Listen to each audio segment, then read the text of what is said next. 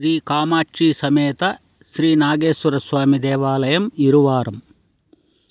ఈ ఆలయం చిత్తూరు బస్టాండ్ నుండి 2 కిలోమీటర్ల దూరంలో బెంగళూరు రోడ్డులో ఉంది. ఇరువారం అనే గ్రామంలో ఈ ఆలయం ఉంది. పూర్వం ఈ గ్రామంలో 2 అన్నదమ్ములు ధాన్యమును సమానముగా పంచుకొనుటకు తగాదా పడుచున్న సమయమున మడికయ్యలలోని నాగలకట్ట నుండి ఒక నాగుపాము వచ్చి ధాన్యపు కుప్పపై మధ్యలో పోయినది. రాశిపై పాము పోయిన సార గుర్తుగా అన్నదమ్ములు ఇరుభాగాలు పంచుకొనిరి. ఆ కారణంగా ఇరువారం అన్న పేరు గ్రామమునకు సార్థకమైనదని చెబుతారు. అలాగే నాగలకట్ట నుండి నాగుపాము వచ్చి సమస్య తీర్చినందున ఈశ్వరుడే నాగు రూపమున వచ్చినాడని గుడి కట్టి ఆ ఈశ్వరునికి నాగేశ్వరుడిని నామకరణం చేశారు. ఈ ఆలయం చోళరాజుల కాల నిర్మాణం. అందుకు నిదర్శనంగా ప్రధాన గాలిగోపుర ప్రవేశంలో పైకప్పు దూలములకు పశ్చిమపు వైపు చోళరాజుల తమిళ శాసనం కలదు. అలాగే క్రీస్తకం 1644 నాటి శాసనంలో విజయనగర పాలనాంతంలో ఈ గ్రామం పేరు ఇరువార్పర్రుగా పిలువబడినది. ఈ శ్రీ కామాక్షి సమేత నాగేశ్వర స్వామి దేవాలయం నీవా నది తూర్పు తీరమున చెరువు క్రింద మడికయ్యలలో నాగులకట్ట సమీపములో దక్షిణ ప్రవేశంగా నిర్మించబడినది. 100 అడుగుల పొడవు వెడల్పు కలిగి 9 అడుగుల ఎత్తైన ప్రహరీతో 20 అడుగుల పొడవు 15 వెడల్పు 20 అడుగుల ఎత్తైన అర్ధాంతర నిర్మాణ గాలిగోపురం అనుసంధానించబడినది.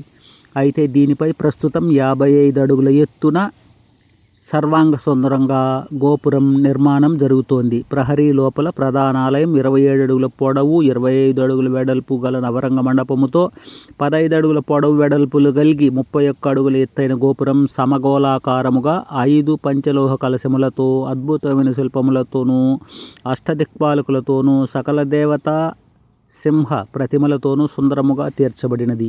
ఈ గర్భాలయములో కామాక్షీదేవి వారు దక్షిణ ప్రవేశంగా ప్రసన్న వదనముతో భక్తులకు దర్శనమిస్తున్నారు.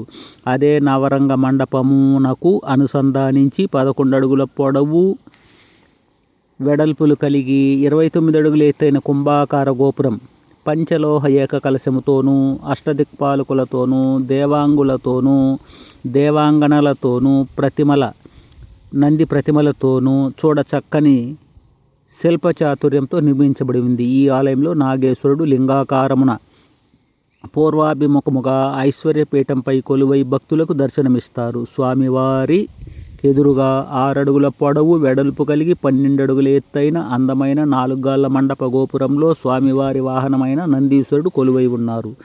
బలిపీఠము పంచలోహ పతాక ధ్వజములున్నాయి. బలిపీఠమునకు ఉత్తరాన ఏక శనేశ్వరునికి, దక్షిణాన ఏక సూర్య భగవానునికి చిన్నపాటి ఆలయాలున్నాయి. శివాలయం ప్రవేశం పైన వృషభ వాహనంపై కామాక్షి సమేత ఈశ్వరుడు ఉపాలయంలో ఉండగా, అమ్మవారి ఆలయ ప్రవేశ మండపం పైన సింహవాహనంపై అమ్మవారు త్రిశూలధారిణి అయి కుంకుమ భరిణ చేతబట్టి సాలోచనగా ఆసీనురాలైన దృశ్యం నయన మనోహరంగా ఉంది. నవరంగ మండపం నుండి 12 అడుగుల పొడవు వెడల్పులు కలిగి తూర్పు ప్రవేశంగా ఉన్న గర్భగుడిలో కాశీశ్వరుడు ముంభాగమున ఉత్తరాన విశాలాక్షి మందిరాలున్నాయి. గుడికి వాయువ్యంలో చండికేశ్వర సర్వసిద్ధి గణపతి ఆలయము 10 అడుగుల పొడవు వెడల్పులతో 15 అడుగుల ఎత్తైన గోపురంలో చూడచక్కగా నిర్మించారు.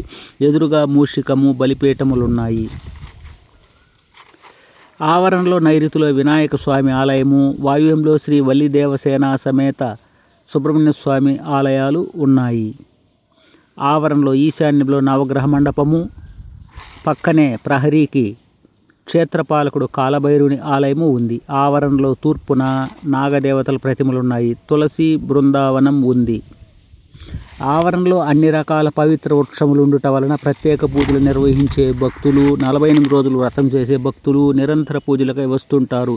ఈ ఆలయానికి పంచలోహ ఉత్సవమూర్తులున్నాయి. ఈ ఆలయ నిర్వహణకు మెట్ట మాగాని భూములు మాన్యంగా ఉన్నాయి. 8 తరాల నుండి వంశపారంపర్యార్చకులు పూజలు జరుపుతున్నారు.